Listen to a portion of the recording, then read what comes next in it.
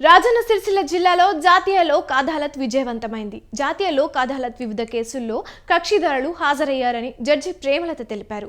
Criminal, civil కేసులు రాజీ మార్గంతో పరిష్కరించుకోవడం సంతోషకరమన్నారు. Accident కేసులు రాజీ చేసుకొని కక్షిదారుల సమయాన్ని, డబ్బులను ఆదా చేసుకున్నారని తెలిపారు. లోక్ అదాలత్లో భార్యాభర్తల మధ్య ఉన్న 10 కేసులు, సివిల్ కేసులకు కోర్టు ఫీజు చెల్లించి ఉంటే అవి పూర్తిగా తిరిగి తీసుకోవచ్చని చెప్పారు. రాజీ మార్గంతో చేసుకున్న కేసులు అప్పీల్కు వెళ్లకుండా ఉంటాయన్నారు. లోక్ అదాలత్ను పూర్తిగా సద్వినియోగం చేసుకొని రాజీ మార్గం ఎంచుకున్న కక్షిదారులను, జిల్లా ప్రజలను అభినందిస్తున్నానని జడ్జి ప్రేమలత అన్నారు. రాజీ మార్గం కుదుర్చుకున్న కక్షిదారులను పూల మొక్క అందజేసి పలువురిని అభినందించారు.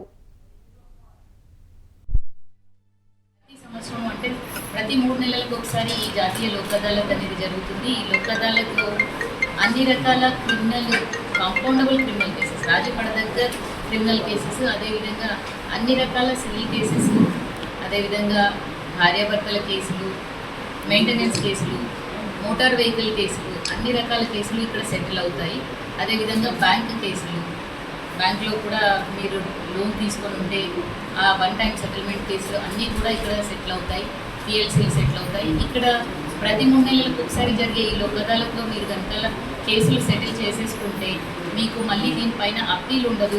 ప్రతి సంవత్సరం అంటే